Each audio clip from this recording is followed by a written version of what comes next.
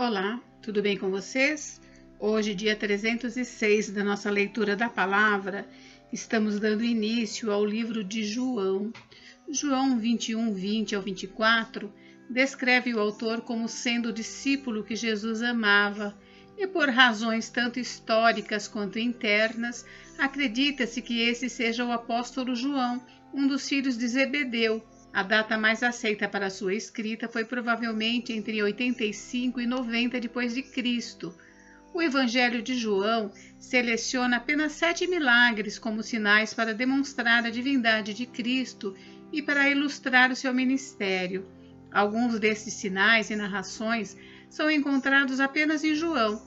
O seu livro é o mais teológico dos 4 evangelhos e muitas vezes ele registra a razão por trás dos eventos mencionados nos outros evangelhos. Ele compartilha muito sobre o ministério vindouro do Espírito Santo após a ascensão de Jesus.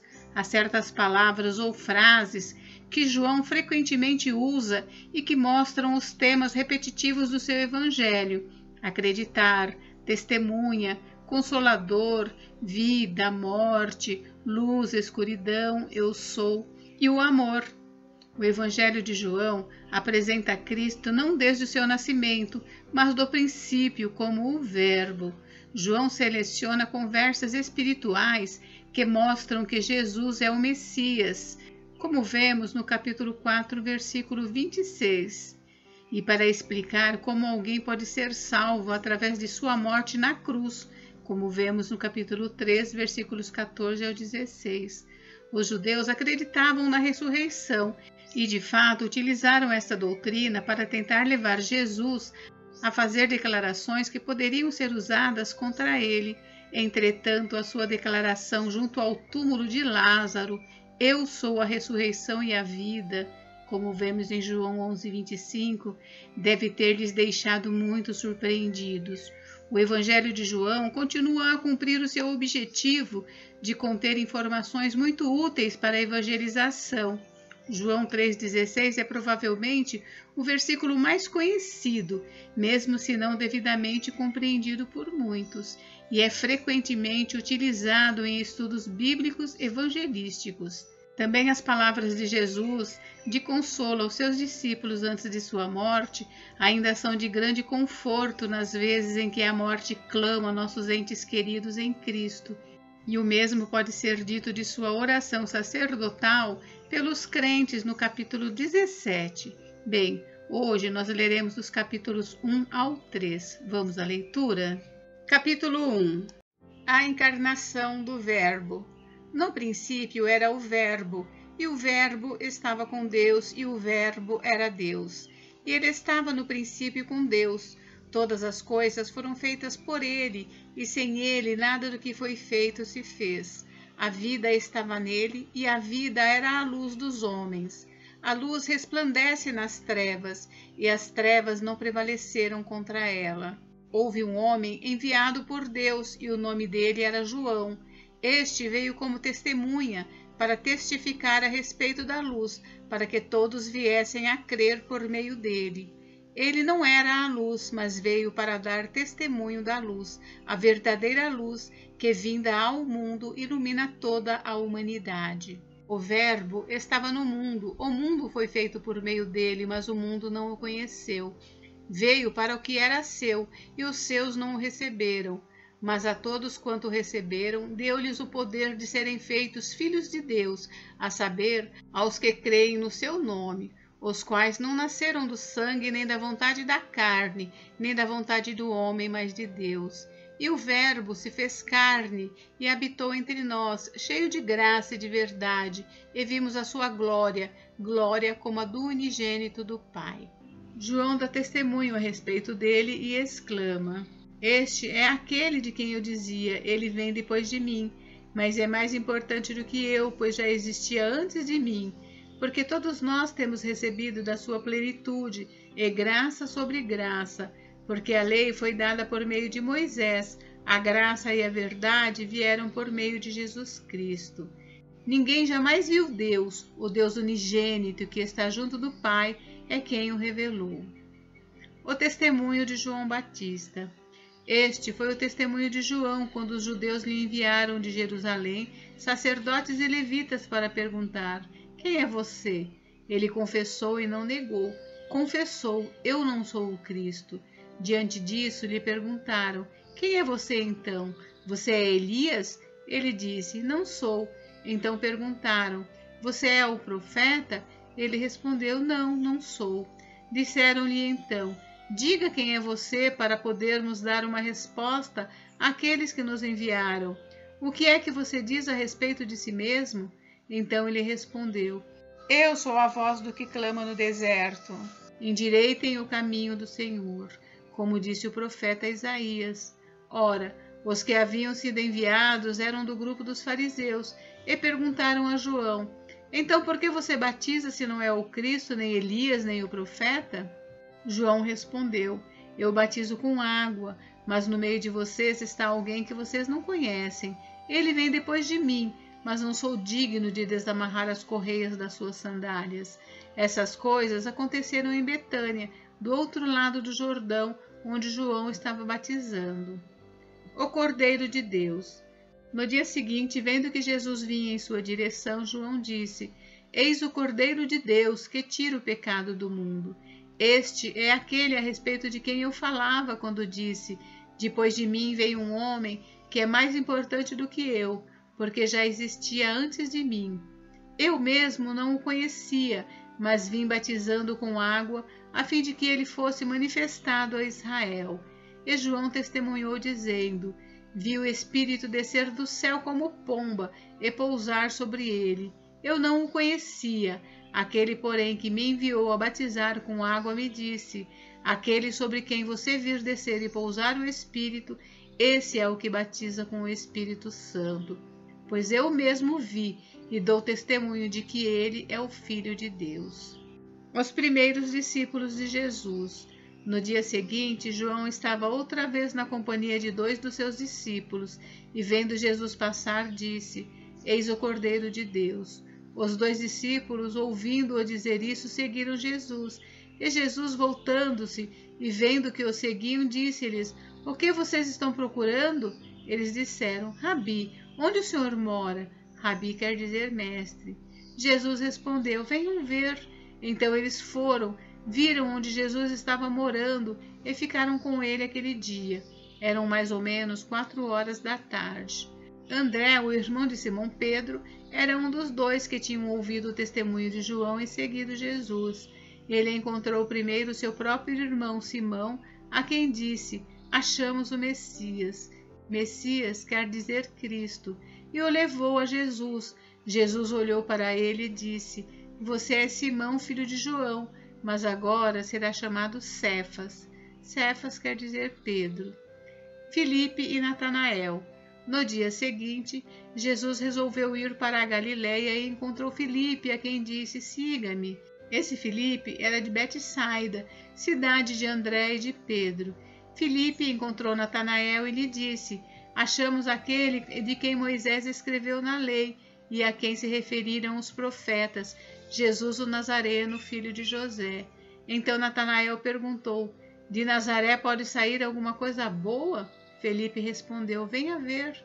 Jesus viu Natanael se aproximar e disse a respeito dele: eis um verdadeiro israelita, em quem não existe fingimento algum.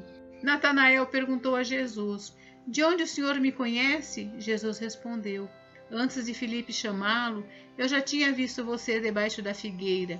Então Natanael exclamou: mestre, o Senhor é o Filho de Deus, o Senhor é o Rei de Israel. Ao que Jesus lhe respondeu: você crê porque eu disse que tinha visto você debaixo da figueira?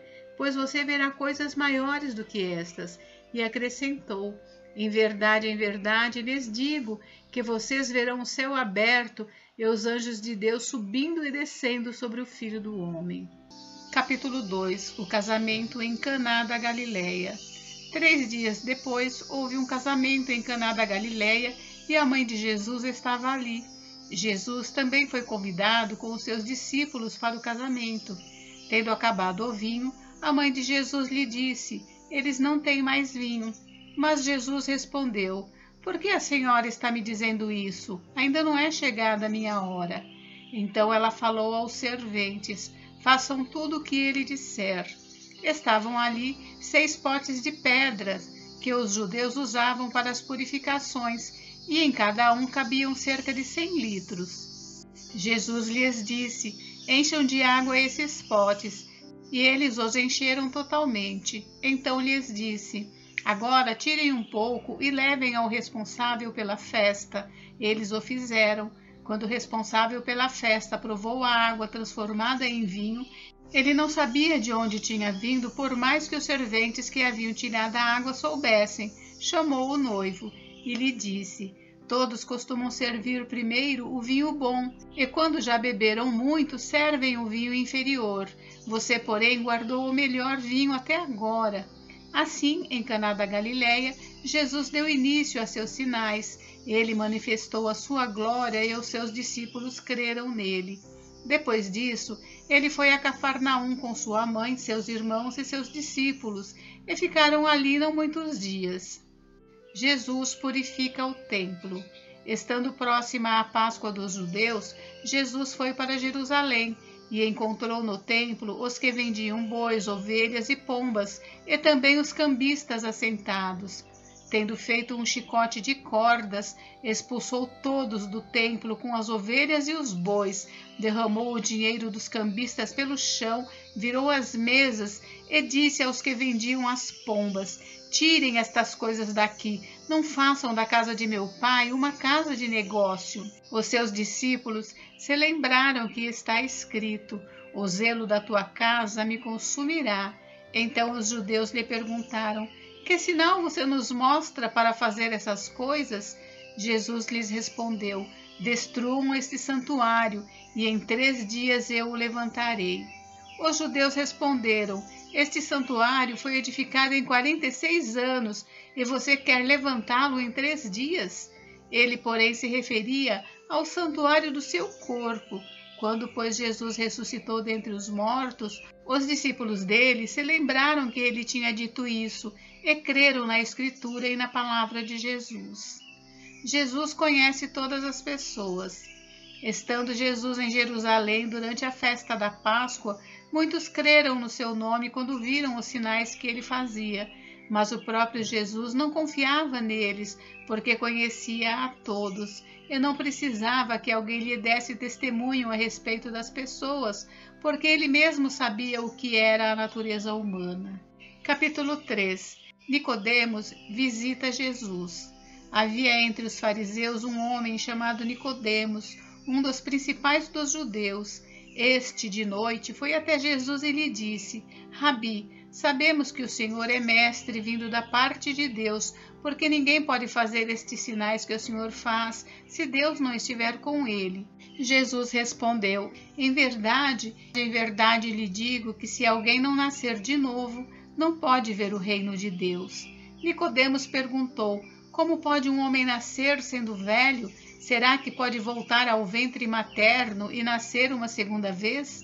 Jesus respondeu: em verdade lhe digo, quem não nascer da água e do Espírito não pode entrar no reino de Deus. O que é nascido da carne, e o que é nascido do Espírito é Espírito. Não fique admirado por eu dizer: vocês precisam nascer de novo. O vento sopra onde quer, você ouve o barulho que ele faz, mas não sabe de onde ele vem, nem para onde vai. Assim é todo o que é nascido do Espírito. Então Nicodemos perguntou: como pode ser isso? Jesus respondeu: você é mestre em Israel e não compreende estas coisas? Em verdade lhe digo que nós falamos do que sabemos e damos testemunho do que vimos, mas vocês não aceitam o nosso testemunho. Se vocês não creem quando falo sobre coisas terrenas, como crerão se eu lhes falar sobre as celestiais? Ora, ninguém subiu ao céu a não ser aquele que de lá desceu, o Filho do Homem. E assim como Moisés levantou a serpente no deserto, assim também é necessário que o Filho do Homem seja levantado, para que todo o que nele crê tenha a vida eterna. A missão do Filho. Porque Deus amou o mundo de tal maneira que deu seu Filho unigênito, para que todo o que nele crê não pereça, mas tenha a vida eterna. Porque Deus enviou o seu Filho ao mundo, não para que condenasse o mundo, mas para que o mundo fosse salvo por ele. Quem nele crê não é condenado, mas o que não crê já está condenado, porque não crê no nome do unigênito Filho de Deus. A condenação é esta: a luz veio ao mundo, mas os homens amaram mais as trevas do que a luz, porque as suas obras eram más. Pois todo aquele que pratica o mal detesta a luz e não se aproxima da luz, para que as suas obras não sejam reprovadas. Quem pratica a verdade se aproxima da luz, para que as suas obras sejam manifestas, porque são feitas em Deus. Jesus e João Batista.